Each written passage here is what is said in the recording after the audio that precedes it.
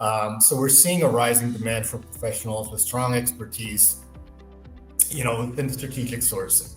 On the supply chain side and more on the logistics side, we're looking for a lot of professionals with the customs compliance and cross-border trade. But I have always said this, and I'll still stick by it, is that the MBA, the master's, it always is a great resource midway through your career. It's still an issue. I've seen a lot of clients, a lot of employers are changing their perspective on things. Years ago, it would be very tough to place anybody that didn't have any type of Canadian experience, and it didn't matter if they were working with, Unilever out of the Middle East, PepsiCo from India. These are well-known brands. It was almost disregarded, unfortunately. It was very difficult for that. But over the last few years, you've definitely seen more of a trend of, okay, it doesn't matter where their experience is. What are they like? What do they know? And what's their personalities like? And obviously communication skills and everything else that play a factor into that. And I think that goes to show about the just supply chain from a global level. There's so much outsourcing happening. And so somebody that has experience working in China and you have suppliers in China, well, that's going to help you. That's an added plus, never mind the language issue. So again, be flexible. Not all organizations are, that sexy industry. Forget about it. Look at what that company is, look at their history, look at the growth potential, look at what you can learn. When we're talking about work from home versus being in the office, don't be hung up on the commute. Don't be hung up on the title. I think the biggest one would be manufacturing. And I'm not sure if it's necessarily confined to just a sector. Again, trade wars, I think we're going to start looking at how we can do things internally and be a bit more self-reliant that way. So I think manufacturing. I think together we have over 75 years worth of supply chain experience, recruitment experience. And I couldn't be prouder to work with two individuals like that. So I think together we bring a wide array of experience across all sectors and how we function within the supply chain side. Hello and welcome to another podcast on my channel. And for a very long time, I've been getting a lot of questions from different viewers and subscribers about the supply chain job market in Canada. And I'm personally excited to talk about this topic because I'm myself based in Toronto. And finally, I found someone who is an expert at this subject. He is a supply chain and procurement expert and a partner at Three Linx Search. So without further ado, I would like to welcome Sam Manna on my podcast. Hi, Sam. How are you? Good, Jamil. Thank you for inviting me. It's great to be here. Excellent, Sam. So, Sam, maybe I'll start with the most controversial question first, because these days in the supply chain world, there is a lot of talk going around the tariffs, the US-Canada trading situation and all of that. So just tell me, based on your experience, how are these changing trade policies affecting the hiring priorities for supply chain companies in Canada? It's an ever-shifting type of tension that's there. I mean, from the policy side, because we have tariffs one week, the next week there might be a temporary hold on it. And so what that's really doing is pushing companies to rethink their sourcing strategies, looking at supplier diversification and essentially cost management. So we're seeing a rising demand for professionals with strong expertise, within strategic sourcing.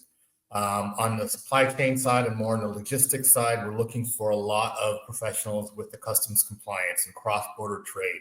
Specific examples would be someone with an expert within the USMC, someone that really understands the tariffs, the trade that's there, and from a larger strategic side, somebody that could really adapt their supplier networks quickly, navigate the changes without missing a beat. So it's really a quick thinker, someone that's agile and being flexible. That's really the biggest difference that we've seen in the market of what clients are asking us to find. Got it. And unemployment overall is inching higher, right? In Canada, we are currently sitting around 7%. US, yesterday's employment report showed it inched down a bit, but clearly we are hearing more and more news about layoffs, especially in the tech sector. Are you seeing a similar trend because of these changing trade policies in the supply chain space as well?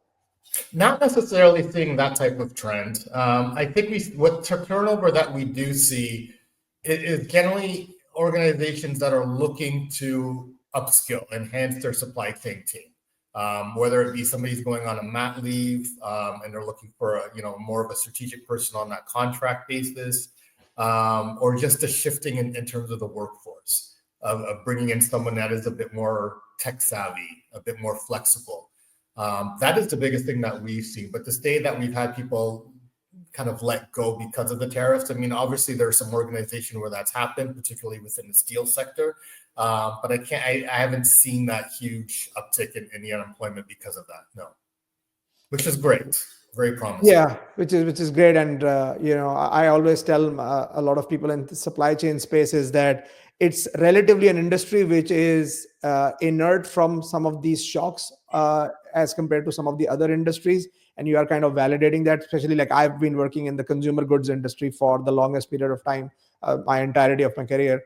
And one of my early GMs used to say that no matter what happens in the world, people will continue to buy shampoos, diapers, right, food products, and so on. So that is why supply chain jobs are always a high in demand. Now, about the knowledge of USMCA and some of these trade policies has become so important, just as you mentioned, Sam.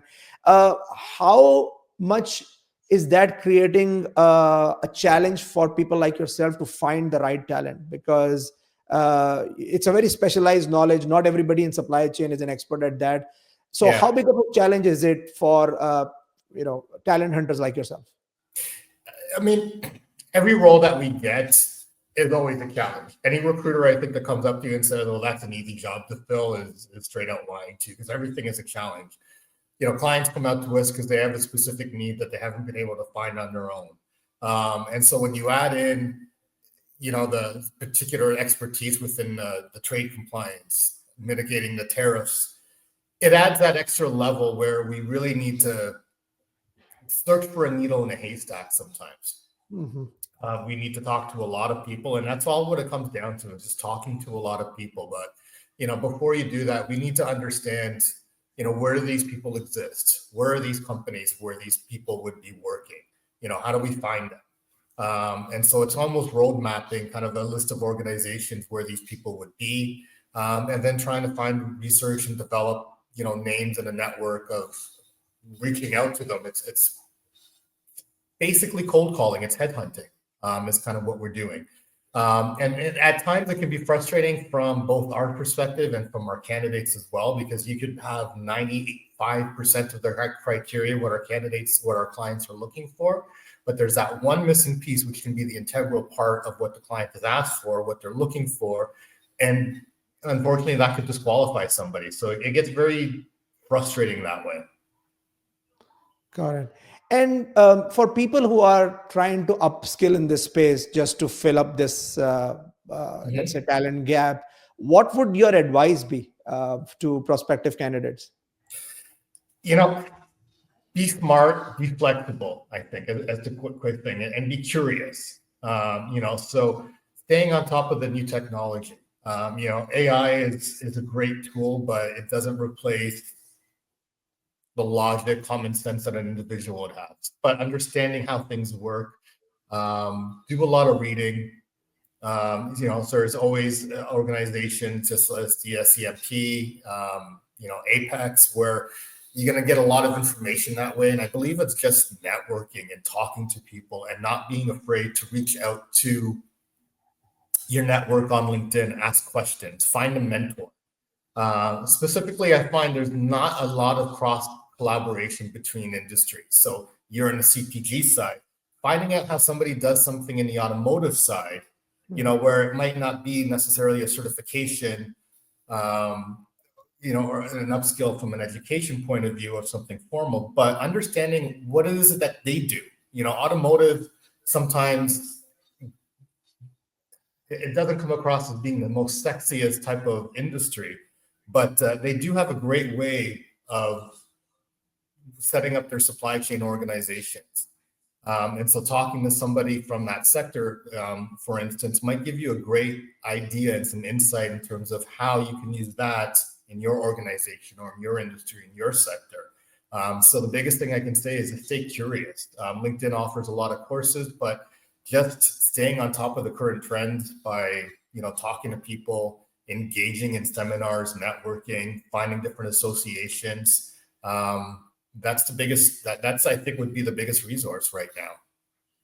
Awesome. And I will really ask you this question because there are a lot of myths around this, Sam. And of course, I have a very strong opinion, but I would love to get your perspective. Yeah. In the world of supply chain and procurement, do certifications, very specific certifications in the subsectors of supply chain, do they matter more, or let's say master's degrees matter more? Because this is a very common question I get, and I would love to get your perspective on this. Yeah, and it really varies industry by industry, client by client. When I first started recruitment, it was the PMAC, the PLOG, and the PLOG, professional logistics, where companies wanted somebody that had that type of certification. They had to have it, especially within a leadership type of role.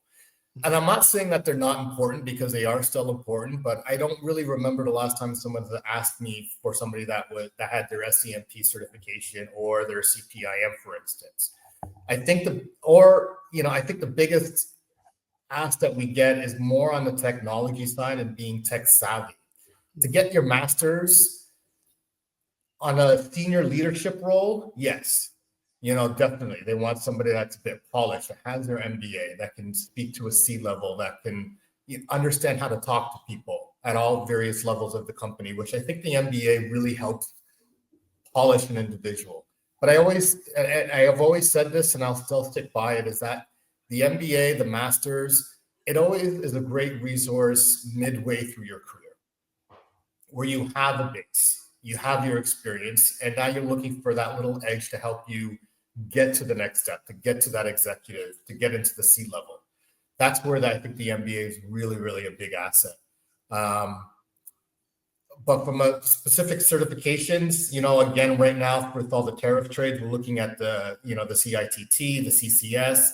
Those are the biggest things that we are asked for right now. And I think that's just from the environment that we're in and the climate that we're in right now with all of the trade wars. Got it. And since you mentioned AI, I just want to touch on that topic because it's like the buzzword right now. And I know in the space of recruitment, the process of recruitment, of course, AI is being now used very, frequently. And most of the time when you submit a resume, I think it goes through a number of AI bots before a human being sees it. Yeah. But coming to the supply chain procurement aspect of AI, how much is this becoming a topic of discussion during the recruitment process? Understanding specifically Power BI, I think is the biggest ask that we have. But again, being tech savvy, willing to learn. And that's where I talked about earlier about staying curious. And I think when you have a curious mind, you're a bit open to learning, and you're going to teach yourself something before you actually need to learn it. You see an article pop up on your Google feed, click it. Read it, see what supply chain trends are out there, set up a news alert for it. For someone that specifically understands AI, we haven't come across that yet. I think our biggest challenge that we have or that we get back from our candidates is, applying for a job. And that's more of a frustration of, I applied for a job with company X and I haven't gotten anywhere. And most likely it's because of an AI bot. But again, I think it's just staying curious, understanding how it works, and seeing what kind of the next trend is, what the next program is, what the next big thing is, and trying to stay ahead of the curve. And I think we see that a lot with new grads coming into the industry as well. But I always want to say that for senior executives as well, stay on top of things and don't get too comfortable. And I think that's the biggest issue we have sometimes with VPs, senior directors, is they're a bit too comfortable, kind of in their role. And, sometimes we put blinders on and you don't really see what else is out there and how do we do things better. There's always a way to do things better. And just because the organization is profitable, the supply chain is effective, doesn't mean it's not better to do. There's not a better way to do it. Sorry. And don't let anything kind of surprise you where all of a sudden you're sitting in a meeting and you don't know what's going on because somebody's coming up with a new technology or trying to put in a new ERP system that you haven't heard of. Got it. Now, Excellent. That's great, and I think this is a very important advice, because being curious, learning agility, I think, is a competency which is more important than ever, because the half life of skill sets is going down, and I think Yeah, AI is going to just shrink it even more.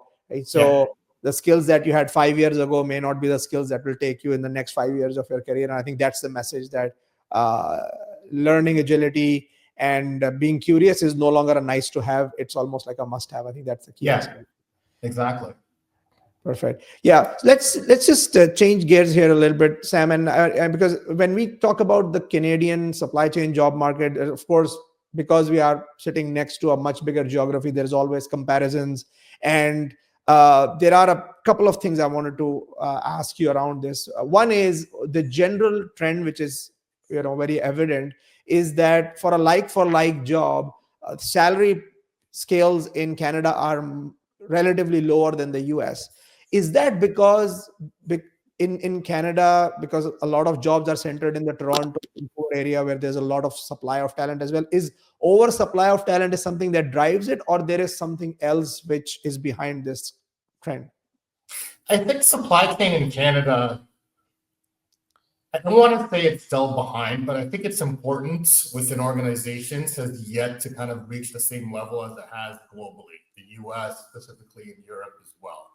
I think crises like we're going through right now with the tariff wars, it takes me back to, I think it was 2008 with when the housing market, when the markets crashed. We saw a huge uptick in supply chain roles because all of a sudden companies were like, we're losing money. How do we save money?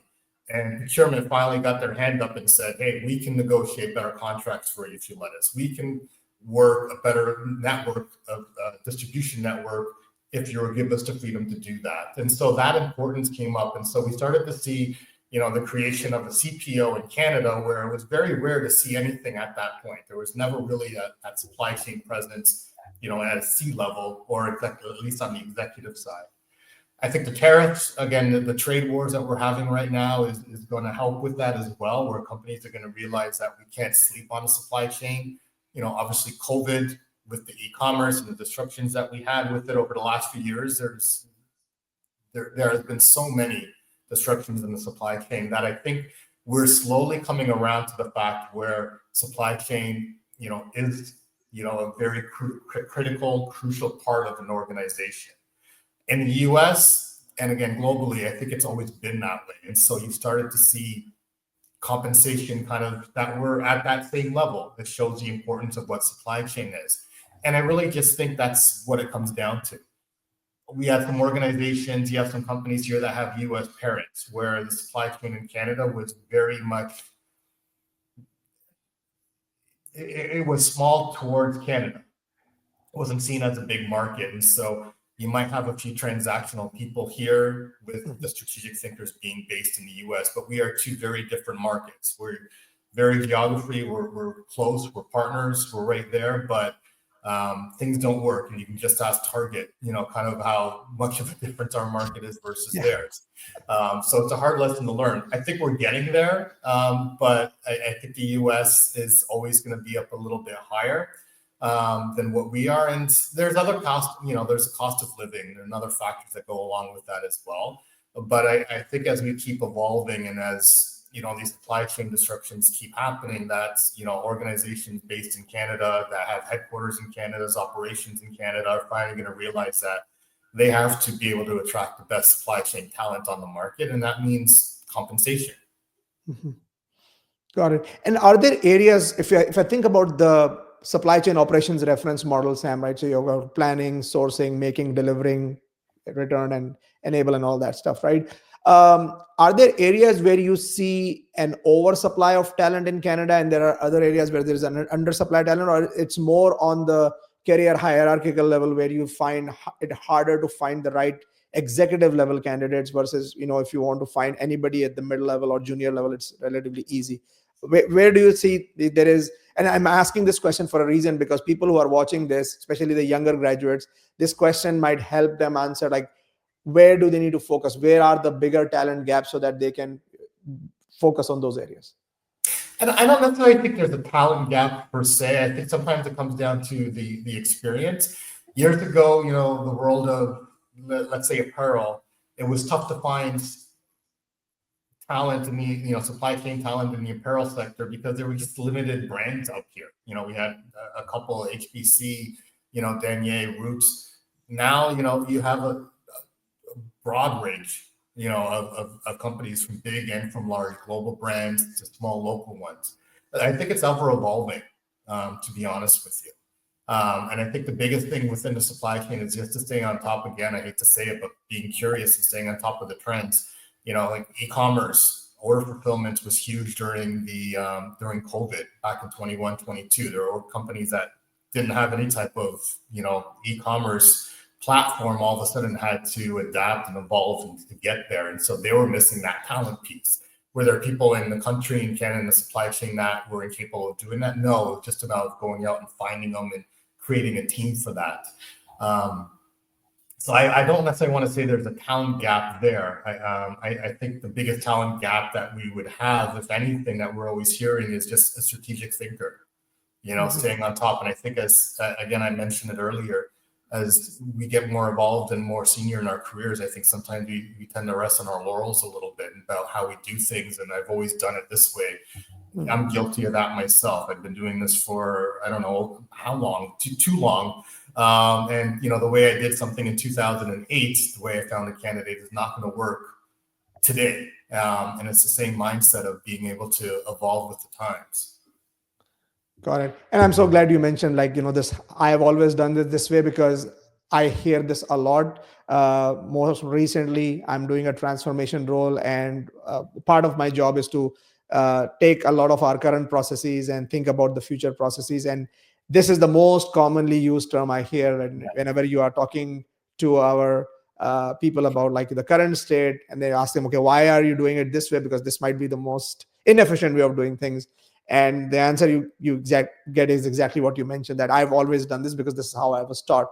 And this is where I think that critical thinking comes in, which is such a crucial element of supply chain. Now, just also talking about the Canadian talent pool in the market, of course, we are a country which is dominated by a lot of immigrant population coming in all the time. And I myself, I moved here 11 years ago, but I was in a very fortunate position because I moved with the company that I was previously working for. But a lot of my friends didn't have the luxuries, as they had to almost start from scratch. How much, Sam, in the supply chain space is still the question around the Canadian experience, especially people who may have 5, 7, 10 years of experience in other parts of the world, but when they come into Canada, they're asked this question, or this becomes almost like a showstopper.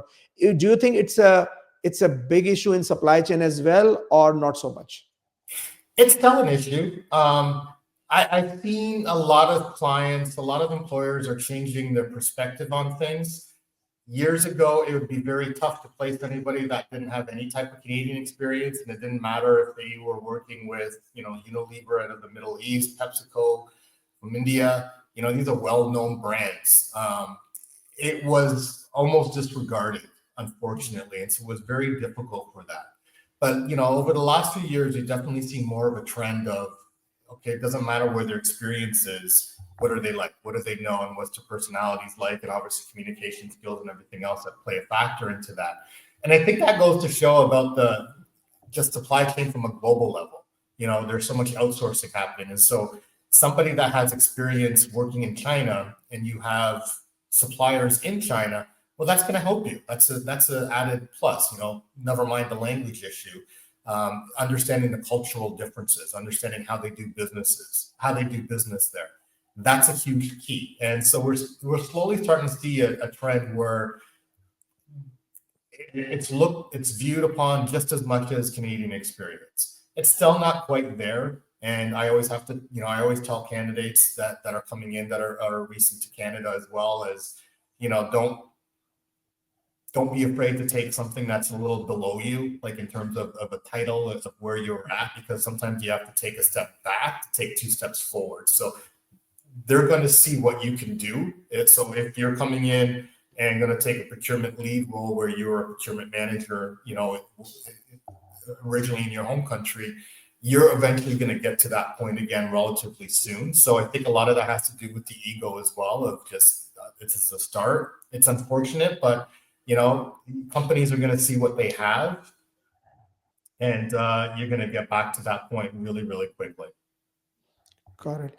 And maybe asking the similar question, Sam, not about the immigrants, but let's say the fresh graduates, Yeah. and this is another bit of a pain point right now in the economy where the unemployment rate amongst the youth is much higher than the average.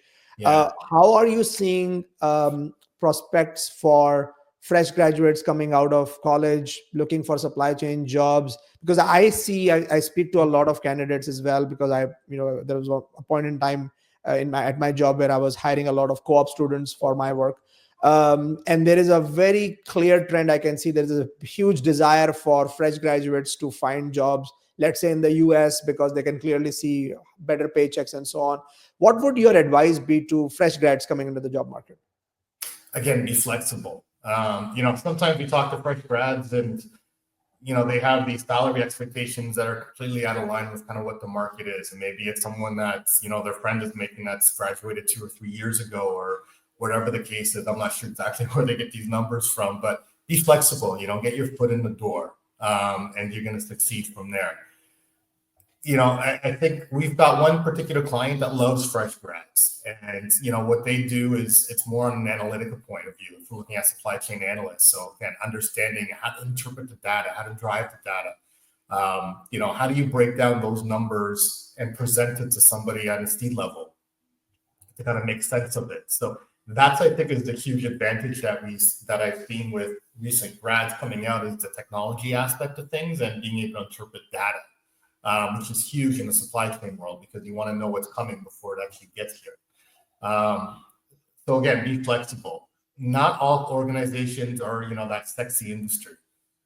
Forget about it. Look at what that company is. Look at their history. Look at the growth potential. Look at what you can learn. And when we're talking about work from home versus being in the office, don't be hung up on the commute. Don't be hung up on the title. Everybody needs to earn a living and has a certain minimum to pay their bills, which is, completely understandable. But be flexible in other areas where you can. I think that's the biggest aspect.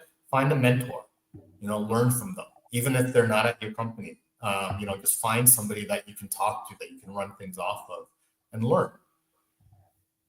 Awesome. You mentioned work from home, Sam, and I want to ask you a question which is not necessarily a supply chain related question, but now clearly a lot of employers, there's a huge drive for asking people to come back to work, and not everybody likes it because people are, probably in their comfort zones now.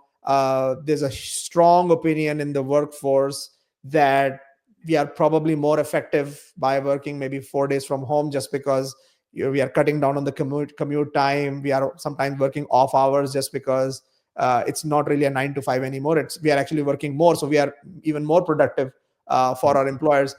2 questions here. What do you think is the driver behind companies asking for people to come back? Because there's a lot of, once again, myths around it. So I would love to get your perspective. And then secondly, if this becomes a negotiation point in a job interview, how would you advise the candidates to go about this point? Okay, so the first part, that's the first part of your question. I think it's all about company culture, and that's kind of something that's been lost when we've been working from home. I used to place people during the COVID, and everything was done virtual. They never actually met anybody face to face, and then for the first 2 years, they were working virtual. They're talking like this, and so it's hard to really build a rapport and build a culture when everybody is virtual that way.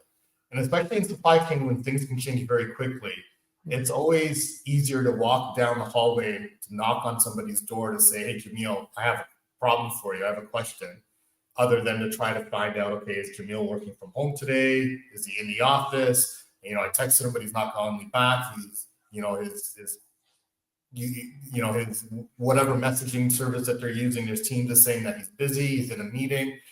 So it takes that added time to try and get something sorted. So having everybody in the office, I think, shortens any type of distractions. And again, it starts to build a sense of culture within the company as well, of what they're trying to do. We hear a lot about the culture, and that used to be a huge upsell It still is, obviously, but we used to get, on Fridays we used to have an ice cream truck come out in the parking lot, and we used to, give free ice cream, and there were barbecues, and there was a massage therapist that used to come in, and you lost that aspect of it. Okay. Perfect. All right, Sam. So no, this is great perspective about work from home, Sam. Thanks for sharing it. And as we come towards the end of the podcast, last few questions I wanted to ask you. Of course, I think it's very difficult to ask a question about what do you see in the next 5 years, because things are changing so fast, especially with so many changes going on in the geopolitical landscape and the trade wars and so on, right? But in the next 2 years, let's say, which industries in supply chain in Canada do you think are going to thrive more than others, so that people can then focus on them? I think the biggest one would be manufacturing.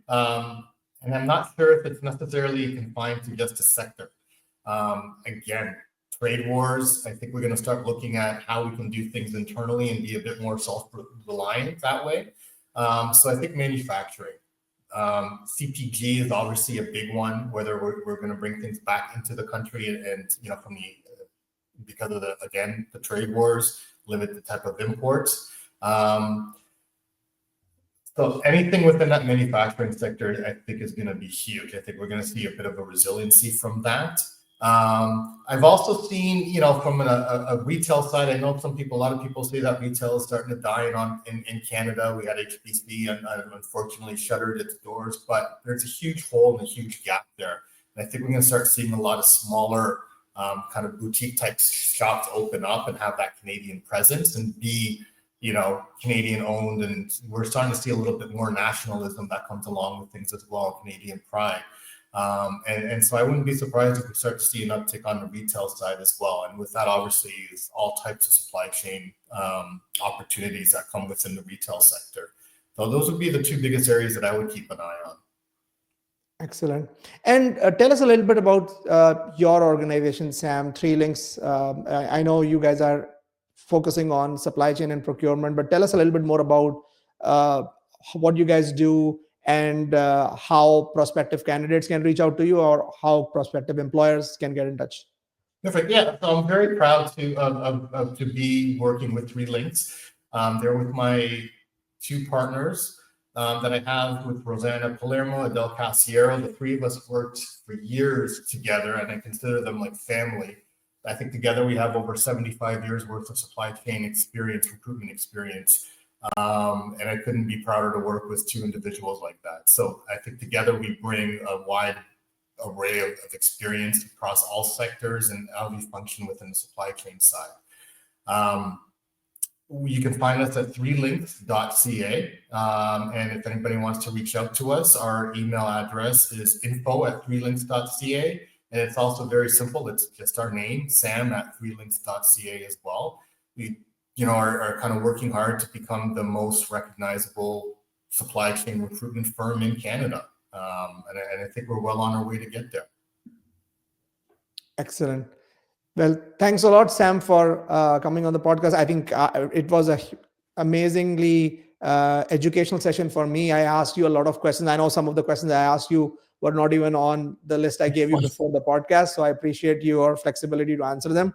But I think it has been an amazing experience for me to interview here. And I'm sure my viewers are going to really enjoy and find value, especially the ones who are seeking supply chain careers in Canada, or they are planning to come here in the next few years and so on. So thanks a lot for your time again. And I wish you a great weekend ahead. Perfect. Thank you for inviting me. Always love to give back to the supply chain community. And I'm looking forward to hearing back from people, from prospective candidates that are looking for, a new opportunity or even just some advice. So thank you very much. Awesome. Thanks, Sam. Take care. Thank you. Bye-bye.